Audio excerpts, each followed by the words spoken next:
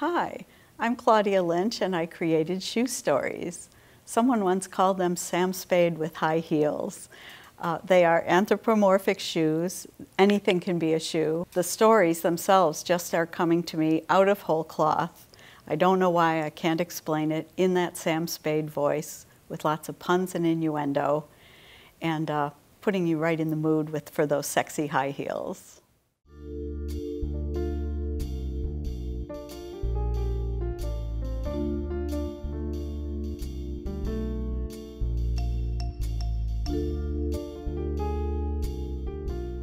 In 2001, I made the first Shoe Stories for a show that I was in, my very first art show ever, called Games People Play with the Northern Ohio Illustrators Society. And I had been working on some other illustrations, some kids playing hopscotch and leapfrog and stuff like that. But I was painting them and thinking, why am I doing this? These look just normal, like anybody could paint this. I'm not interested in even finishing them. And I couldn't think of what else to do, and the deadline is approaching, and you hear that clock ticking in your head. And while I'm trying to come up with something in a little panic, I start doodling shoes for no reason, because I don't doodle, ever. I don't sit on the phone and doodle, ever. And I'm making these shoes, I'm like, what are you doing? Stop it. No shoes. Stop. And then, sort of to spite myself, I drew a dart for the heel of a shoe. Like, okay, there's a game, because the title of the show was Games People Play. And so I just quickly put the rest of the dart on the shoe, some numbers for the dart board and stuff like that. I thought that's kind of cool. And I taped them to my wall, and I just about cried because they seemed so puny. Because they were just like life-size shoes. Shoes aren't very big, and they just didn't seem very significant. They're on my wall, and they were just lost. So I was disgusted and thinking I would never even be able to be in this show at all. And I just left the house and got on my bicycle and go for a bicycle ride. And as I was riding my bike and thinking about these puny things that I had spent days making, these stories just started coming to me, like I said, out of nowhere. Got home, wrote them down so they were recorded, and then couldn't really figure out a way to put them onto the page. And I thought, all right, chill. What would Sam Spade do? I went to the basement and got a typewriter. And I ruined a couple of paintings at first. I had to do a couple of those over again, but got the process down, put them in frames, and took them to the gallery where they were going to be.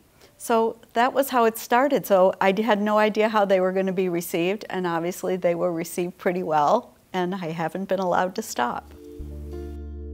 Anything can be a shoe. I know the average person might not think that immediately, but because of the anatomy of a shoe, it's very easy to turn it into something else. And I think it's because of the way the shoe is designed. There's a roundish thing at the front, there's a tall thing at the back, and there's an angle connecting those things. So right away you have three design elements, and they're different and they're interesting. And so if you can just work your idea to have three elements like that, to use that anatomy of the shoe, you're home free. Usually when I begin a shoe, I'll work on a set of them at the same time so that I can sort of assembly line them, maybe 3 to 5 at the same time. The first thing I do is to sit down and write down every single thing I can think of that has anything to do with that subject. Then I'll do some little doodles. And then I will usually find an existing photo of a shoe. And then for this particular shoe, it was for the Christmas series, and it was going to be a Christmas stocking. So I knew it had to have the stocking, and of course it had to be a sexy stocking, like a nylon stocking with a seam up the back, like a Betty Page stocking. And because all of my pieces fit into the same size frame, that's part of the retro quality of them, is a bit of rigidity. So I thought of folding the stocking when you used to buy them, and they would come in a beautiful little perfectly made cardboard box that couldn't fit anything else. They were layered in there, folded. like a swirl almost that was just set down. So I started working with that idea. And once it's at that point, I start doing a few little color studies just to see what's going to work out. Then I usually take it and put it into the computer. I'll scan well, I call it a tracing. By that point, it's really my working drawing. It'll be traced onto my final paper that I'll use. And I'll scan it into the computer and lay it out with the story to make sure the whole story fits. And then, ta-da, the finished product turned into a very affordable giclée print that you can give to all your friends.